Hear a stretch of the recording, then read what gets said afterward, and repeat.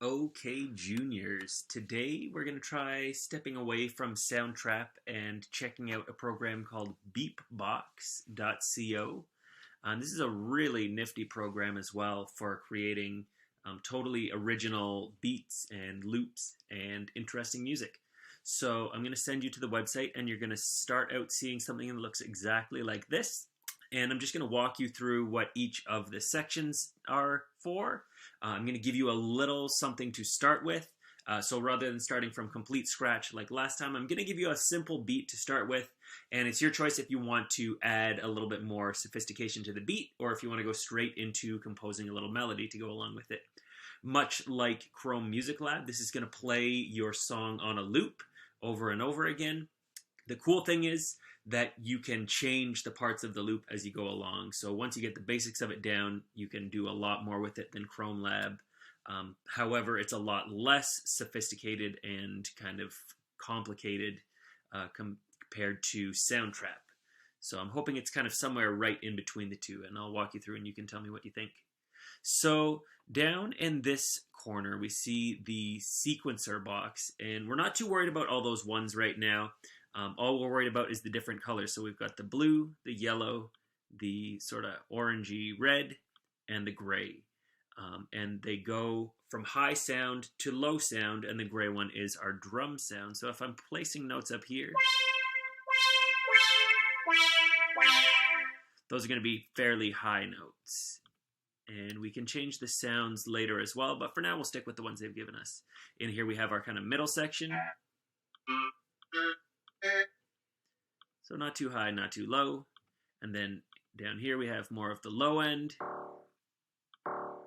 And one thing I'll point out to you while we're here is that you can stretch these to be as long or as short as you like. So you can make really short notes. Or you can stretch those to last the entire section if you wanted to. We'll get to that later.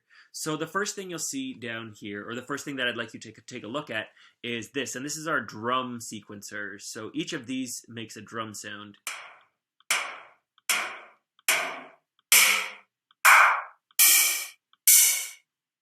the way up here.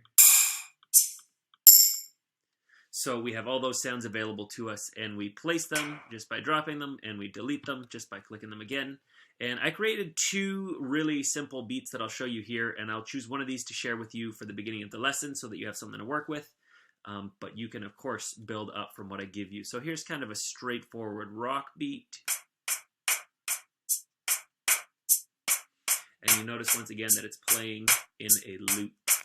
And if I even wanted to get a little fancier about that, check this out. I can just drop a few more notes in there.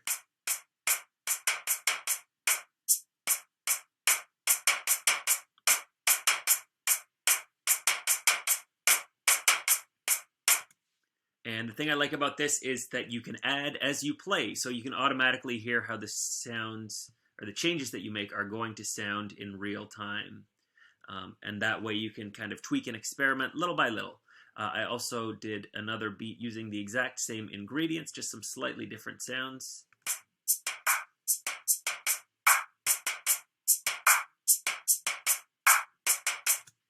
So you can get creative and go for more of a rock or a hip hop or kind of electronic sound, just depending on the way that you arrange them.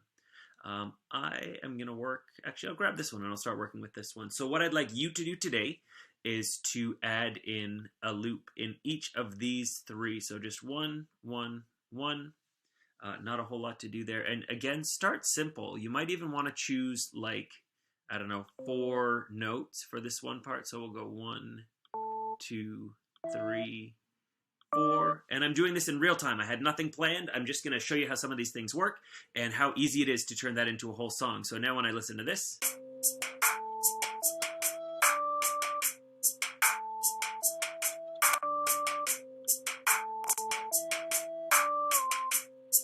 now that was a happy accident. I actually wanted to move that whole note down. But this is one of the cool features is you can actually do some cool up-down kind of squiggly stuff with the note. So I'm actually just going to click on that note to delete it, drop it back on there. But I wanted to hear it down here because I think that might sound a little better. So now I'm going to, and I did something crazy over here. Here we go. So I'm just going to drop that and give that a listen.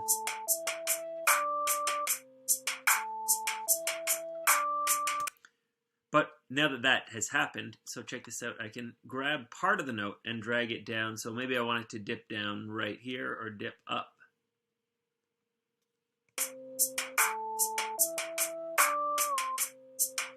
Maybe I want that dip to happen a little bit earlier or go a little longer. It's kind of cool. So I'll keep that as is for now and move up to my middle section. I've got my low end in order. And I'm just going to do the same thing, drop a couple of random notes. And I'm going to choose a pattern. I'm going to do 1, 2, and then quiet, and then 1, 2, and then quiet. But I'm not worrying too much about where they go. 1, 2, and then leave a rest. 1, 2, leave a rest. And I'll leave a rest and do 1 there. Let's give that a listen.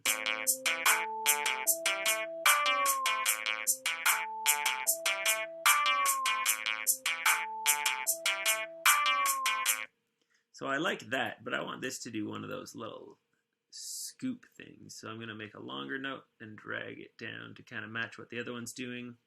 And maybe I'll turn all of these short ones into dips instead.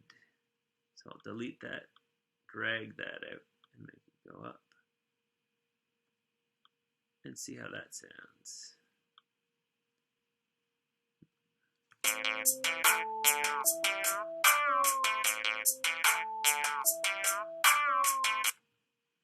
And I'm really trying my best not to go too complicated here and just do a few notes here and there. Because once you have something that sounds good, you can make those little changes after. But it's good to start with something that you really like. So this one I'm going to do a nice steady declining sound. I'm going to start high and go low. Maybe I want to go really low. Do another one of those cool dips now that I discovered that.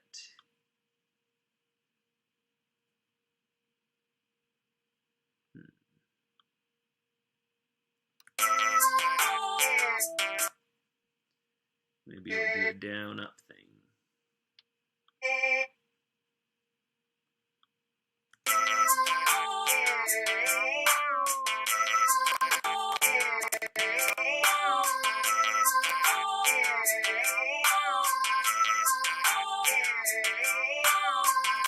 So just like that, I've got a whole song going, or at least a whole loop that I could easily play around with. And that's as far as I hope you'll make it today.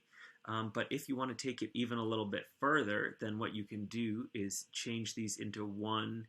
So I could make a 2 section here. So now I've got my 1. And then if I've got a 2, maybe I'll just compose something else really simple here.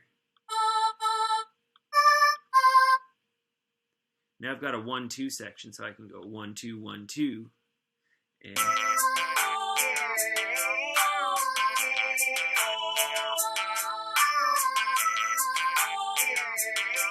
it's over here, it's playing 1. Over here, it's playing 2. And I could do that as many times over as I want. But you don't even need to go that far today. If for today you can just figure out a 1, 1, and a 1 for here, then that'll be plenty to work with. Now, the last really important thing is how to share. What you're going to want to do for that is File, and then Share Song URL, or Copy Song URL, and that will give you this. You can double click and or right click or and do a copy here, and then you can paste that directly into the chat. I believe also if you just go share song URL, that should automatically copy it, and then if you do a Command V or Apple V, that should automatically paste that in.